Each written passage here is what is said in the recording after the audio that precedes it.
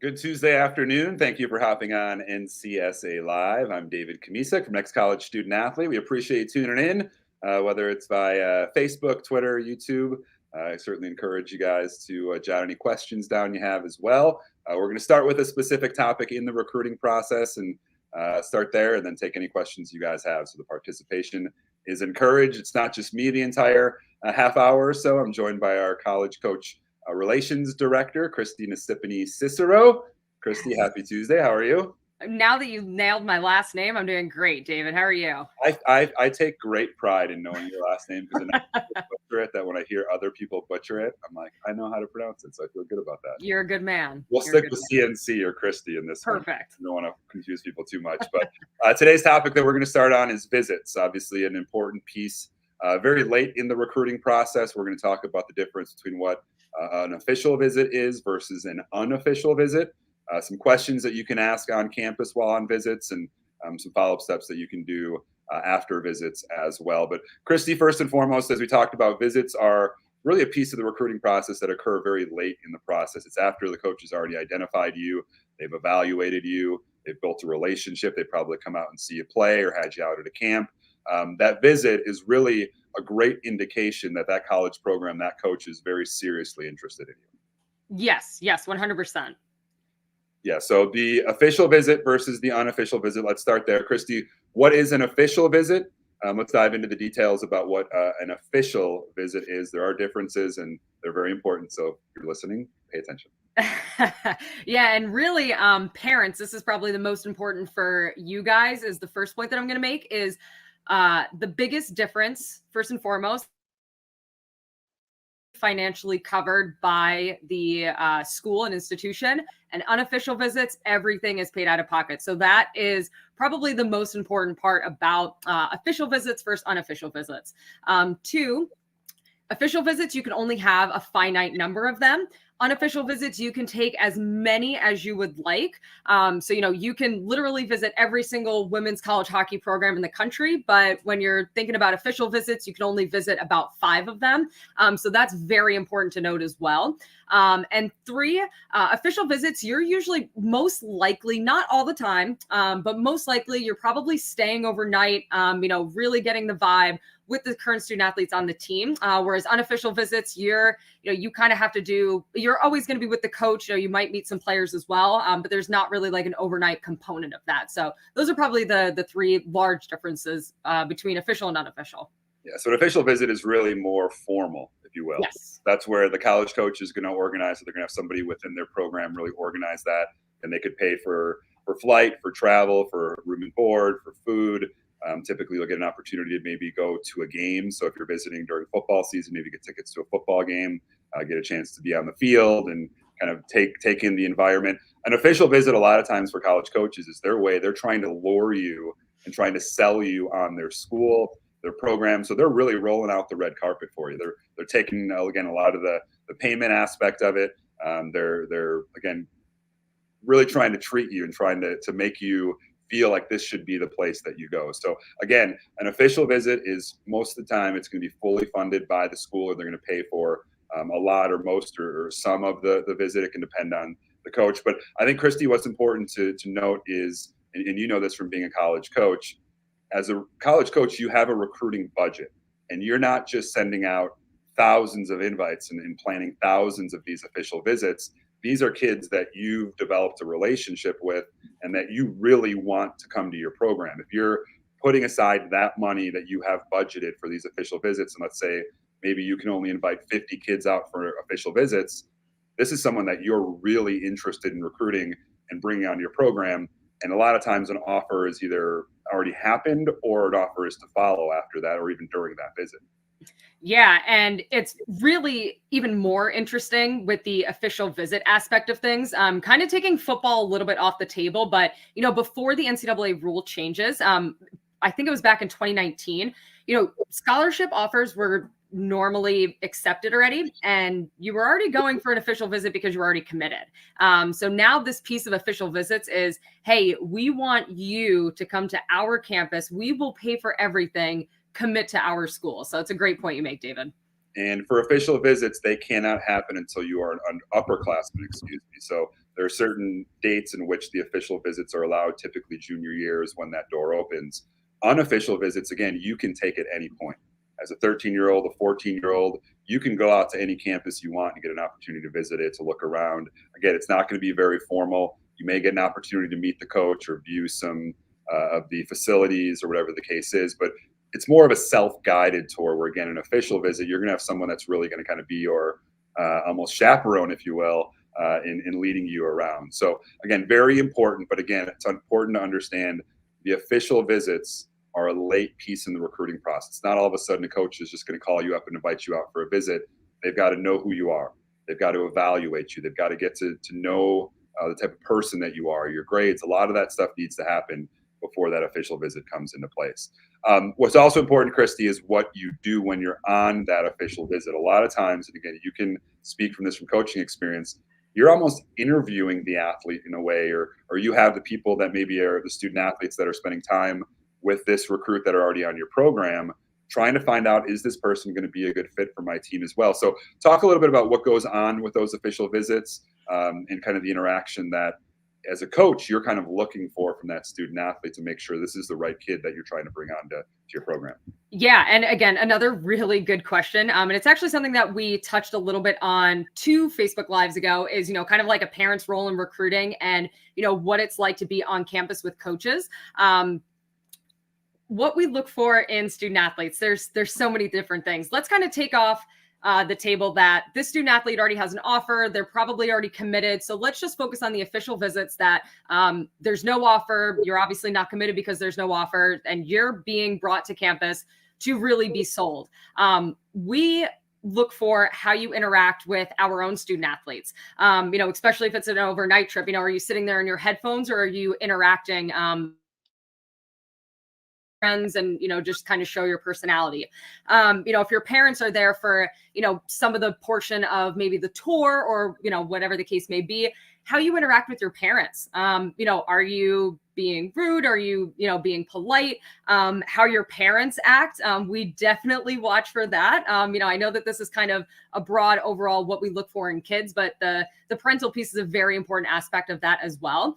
And the types of questions you ask and how engaged you are. Those are probably like the top 4 things, on a visit that coaches are they're listening, they're looking, they're viewing. They particularly set up some kids to be like, hey, David, I want you to go with Robbie, who's here today with us. Come back into the office, the next morning and let us know what you think of him. So everything that happens on an official visit comes right back to the coach's office because we want to know every little detail about your interactions, how you act, just literally every part about you that we might not have seen during the recruiting process. And again, I think we're going to jump into this, but definitely the questions that kids ask is very important as well. Yeah, as a student athlete, you should come prepared. You should come with questions that you want to ask about that program. A lot of times that's something that you can use to kind of separate yourself. What type of questions, what kind of interaction, engagement are you having with that? So it's okay if you write down a list of questions that you want to ask or you want to talk about, or things may pop up as you're walking around campus or you're visiting the facilities or the campus or the dorms or whatever the case is. So it's okay to have a list of questions. So we've come up with some questions that we think are impactful, important. And again, it's going to vary based on each individual, what's important for you for that program, but just some kind of general questions that would make sense to ask outside of just the athletic program, right? You're going to want to ask questions about the program, any questions you have about practices or the game or the athletic side of things, but certainly the academic side is important as well, right? What kind of requirements do you have in terms of classes, and are there study hall options within the athletic program, which a lot of schools offer some sort of tutoring or help for athletes and making sure that they're taking care of their business in the classroom. So asking those kind of questions, what kind of support does the athletic program offer? Because a lot of programs do. The more engaged you are in the academic side, besides just the athletic side, Christy, I think is something that really stands out because it shows, again, you're not just going to this school to play the sport, but you're going to get your degree. You care about your education. You care about your grades, which ultimately as a college coach, you need these student athletes to be eligible. And that's an important piece of it. What are some other questions that you would advise student athletes to think about or potentially ask the college coaches?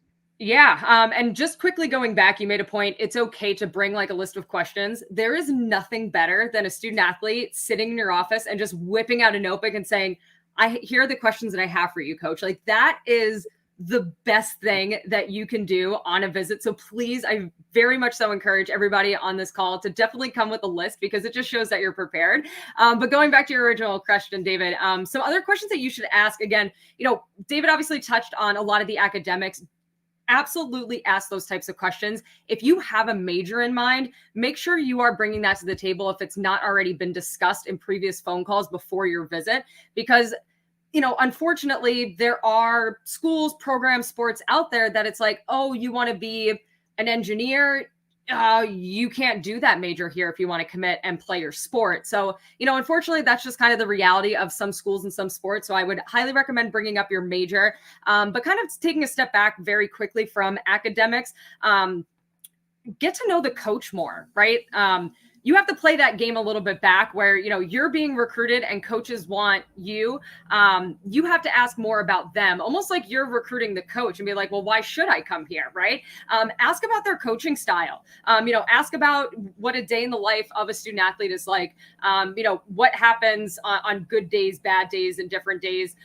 Ask those types of questions. Then you could really start to understand the type of coaching style that you could potentially be walking into. Because at the end of the day, that needs to also be a good fit along with a million other things before committing to a school.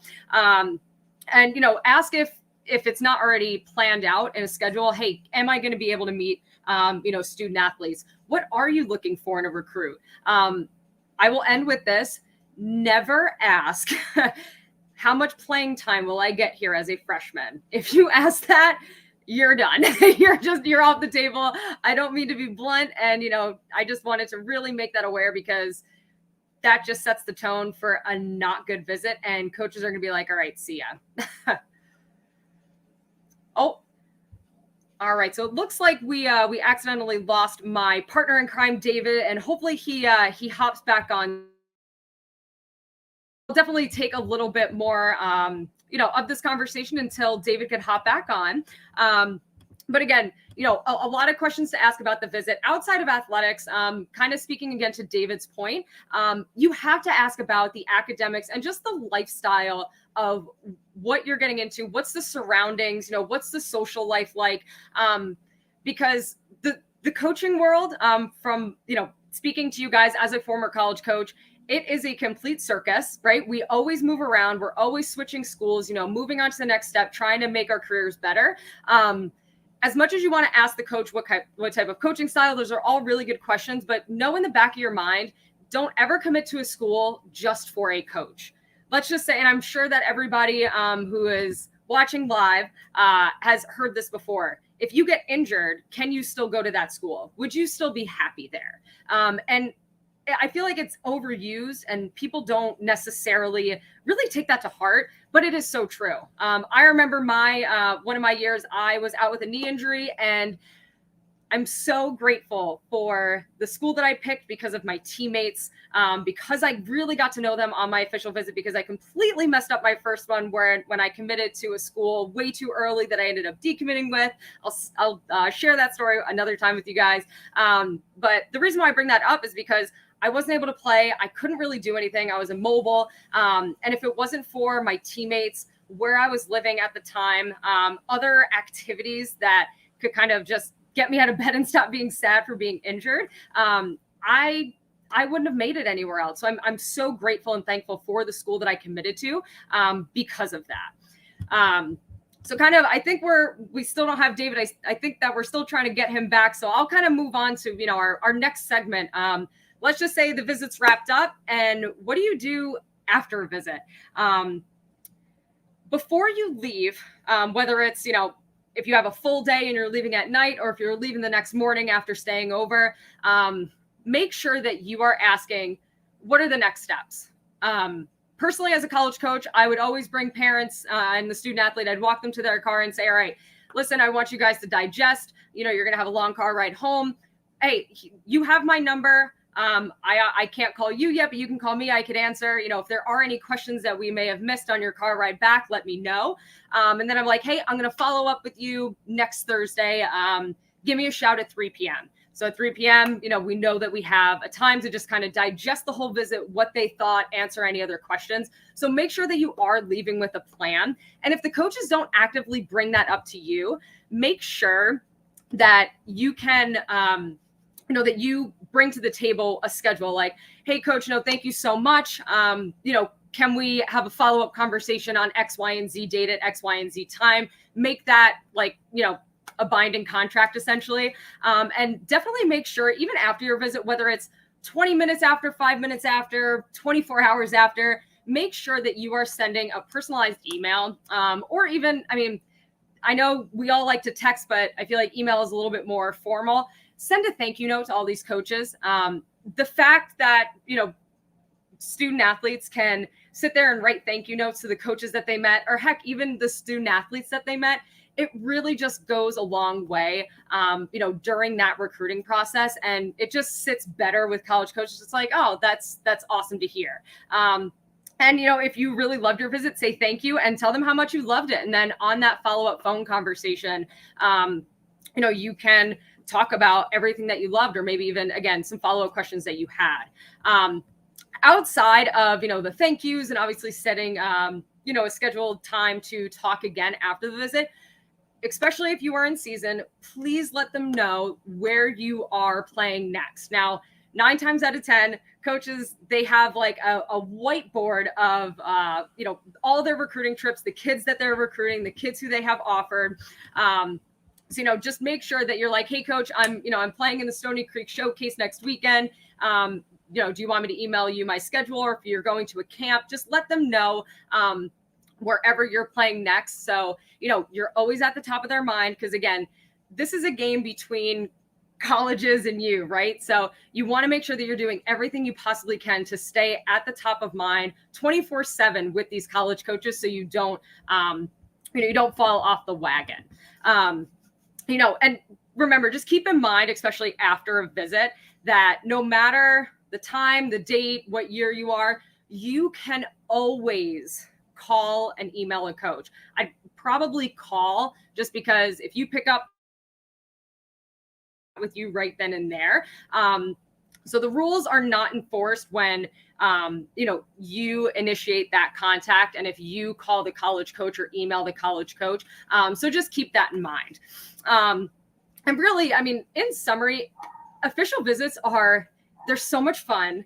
It could be very overwhelming, but more importantly, it is probably like the most fun time while you're a student athlete. Like, you're being recruited, you have a choice to go to all of these places.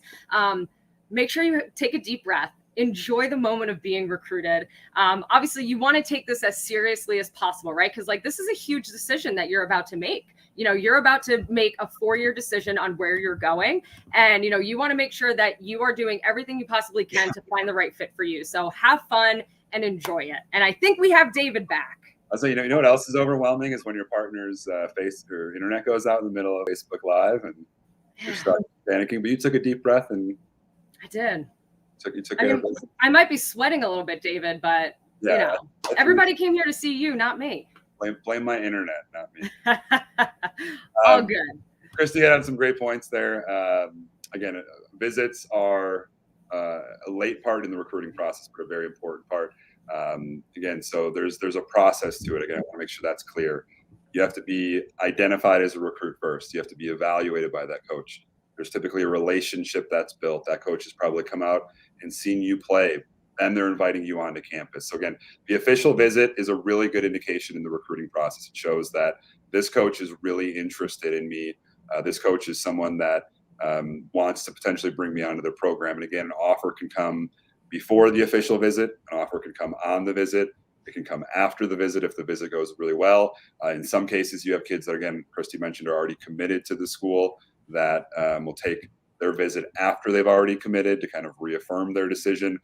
So again, visits are an important piece in the recruiting process. Coaches are limited in terms of how much money they have to spend on these visits.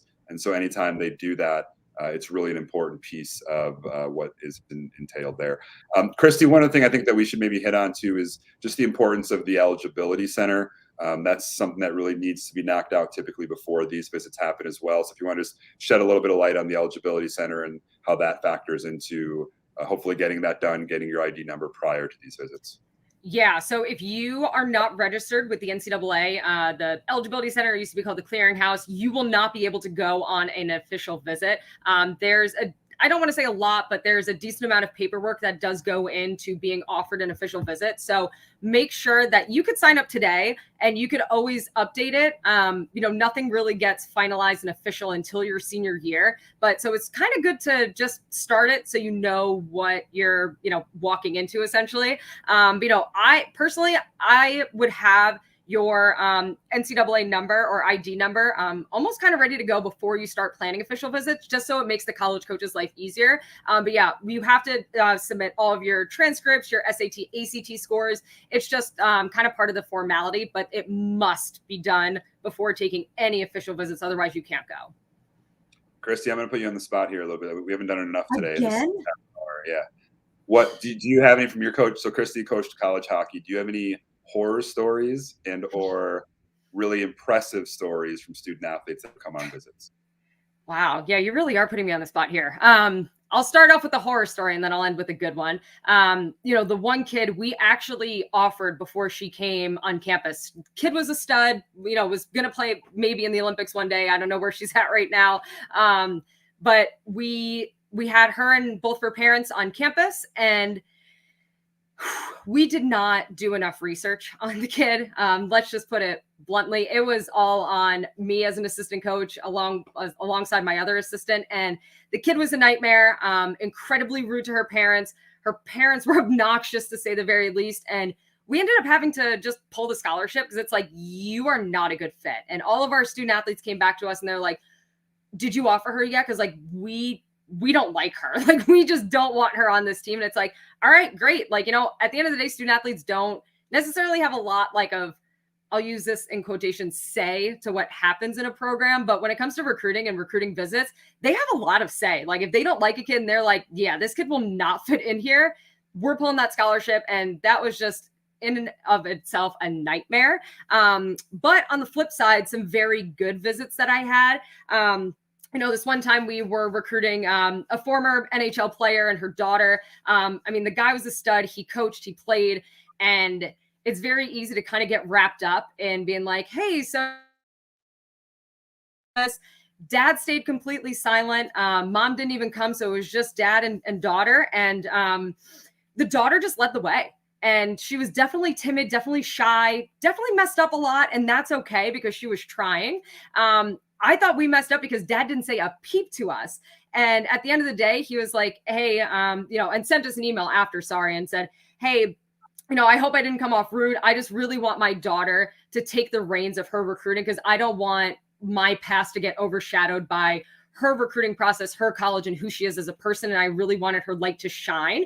But more importantly, he was watching us. He was watching us as coaches. So student athletes on this call, make sure that you are taking every single step that you possibly can to set up these visits, set up calls. Don't let your parents do any of the work at the end of the day. And parents who are listening, we want you to ask questions at the appropriate times and the appropriate questions, but make sure that you are watching coaches. Make sure that you're testing them a little bit. See how they interact with your kid, because that's exactly what this former NHL player did.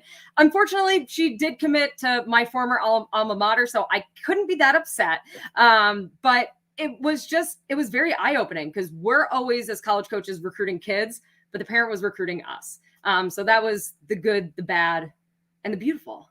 Yeah, I'm sure the highly coveted kids have that ability to do that. They're analyzing probably the facilities, the coaches, the players just as much as the coaches and players are doing the same, with the student athlete. And I think you did bring up an interesting point there, Christy. We'll kind of finish on this one. But when it comes to parents, again, you certainly can ask and you certainly can be involved in the visits. It's not saying that you need to sit in the background and not say a word or not be involved, but know when to interject. Because again, as a parent, you're going to have a perspective of that university, of what's important to your family in the recruiting process that your student athlete may not have even thought about. And again, I think that's where if you can have a conversation before you go on the visit, you can kind of have that planned out. But I take it in a very similar, I'm going to use this analogy. my dad works in real estate, and when I went to go look for some places to purchase, I didn't think of half of the stuff that he knew when it came to how old was the furnace and some of this stuff. And I was very thankful that he was there to provide that guidance. So again, as parents, you're going to have a little bit more life experience and have a different kind of view or perspective maybe of what you're looking at versus what the student athlete's looking at. So it certainly is important to contribute, but know again when to kind of insert yourself. The last thing I'll talk about, Christy, I lied, I said this would be the second to last, but the discussion around scholarships or money on a visit, there's a time and a place, I would say, for parents or student athletes to have that conversation. Let's end on that point. Ooh, this is a tough one, David. You know, I'm throwing the gauntlet at you today. You did this whole show. Yeah, there is a time and a place. It's, as a former college coach, it's a little bit tough to talk about this conversation. The reason why I say that is because if we don't want to offer a kid a scholarship, we're not going to be bringing it up on a visit. But it is still important to talk about that. What I would recommend is don't just flat out say, am I being offered a scholarship? Are you going to give me like a 1/4? Like, don't do that. It's rude. Then you're going to just completely be off the recruiting board. So never ask fully like, am I getting a scholarship? I would bring it up, and parents, you're probably more so the ones to interject here and just talk about finances.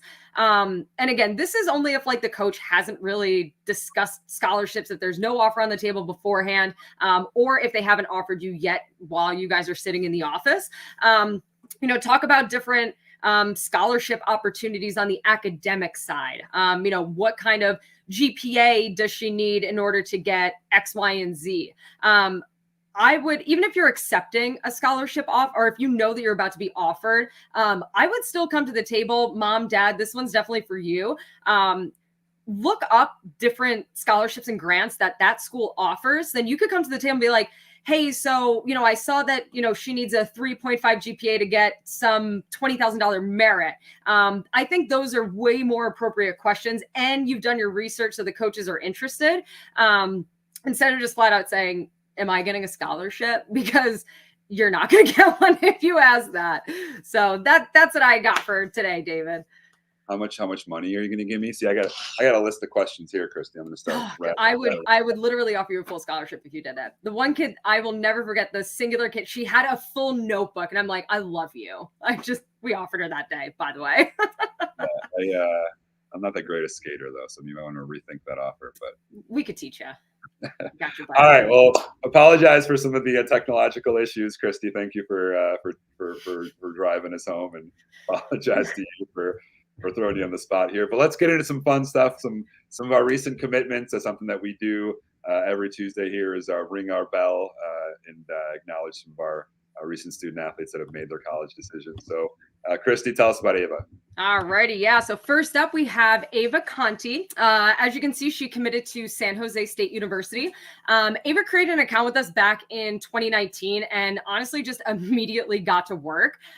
Each month, she met with her softball recruiting coach. And like, when I tell you that she met with her every month, it was like on the 28th, almost every single month, and even sometimes twice a month, just to gain more perspective on contacting coaches, schools that she's interested, and, so on and so forth. So just meeting with her softball recruiting coach. And I see all the notes that, she was, looking at a lot of high Division I schools when she created a profile with us. She had 4 videos made, 5 coaching sessions, 5 recruiting classes, and logged in 581 times. She also appeared in over 3,900 searches. She had 23 college coaches, all Division I, follow her, 82 views, and just countless amounts of emails. But what I love is, although she had her eyes set on Division I, she was in communication in emails with all sorts of different division levels, regardless of interest. So congrats on all of your hard work, Ava, and very best of luck to you at San Jose State. DK, who do you have next for us? Yeah, it's awesome. D1 program there in the Mountain West Conference. So we got Braden Watkins, senior football player. Very similarly, him and his family got started with our network during his freshman season. So they got an early jump on the recruiting process, and it paid off for him. Again, very active. He logged into his profile 433 times, ended up kind of having 10 offers that he was choosing between and ended up staying in the Midwest. He's from Indiana. He'll be heading a couple of states to the west in Iowa and heading to St. Ambrose University, an AI program there. So congratulations to Braden. And back to you, Christy, to wrap us up. Yeah, and lastly, we have Miss Sydney Barnett. She came to us back in 2018, but with somewhat little playing experience. After getting her profile set up and again working with her recruiting coach, her and her family realized that she needed to just put tons of effort into playing AAU ball, varsity, so on and so forth. In the beginning, she met with her recruiting coach so many times with tryout updates, camp updates, asking so many important questions about where to play prior to even talking about recruiting. And then 2020 came, and that's where things really picked up for Miss Sydney. She logged into her account over 500 times. She had 3 coaching sessions and 27 recruiting classes, and one of them actually being PG year, what is it and what are my options, as she was thinking ahead of her future. And I really want to call that out. She had 66 views, appeared in over 400 searches, followed 20 times by colleges before making her final commitment to Penn State Altoona. So Sydney, super proud of you. Great work throughout your recruiting process. And again, very best of luck to you on your new adventure. Yeah, it seems like a theme there of being proactive early on and really attacking the process. I think that's an important piece, not just sitting back and waiting and hoping that visit invite's going to come. You've got to be proactive. You got to take the bull by the horns in the recruiting process. And again, for a lot of kids, 8th grade freshman year, you can start doing stuff. So awesome. Well, Christina Cicero is a hero today and an all-star. So thank you for covering for my technological issues. I will make sure this doesn't happen the next time we are together here. But we're back every Tuesday at 2 p.m. Central to talk recruiting. So I encourage you guys to hop on and share these on social media. And again, if you have any questions specific about your student athlete or where you guys are at in the recruiting process, drop us a line. We'll be more than happy to reach out to you. But Christina Cicero, you're a stud. Always appreciate you. And we'll hopefully see you guys back here next Tuesday. Thanks, David.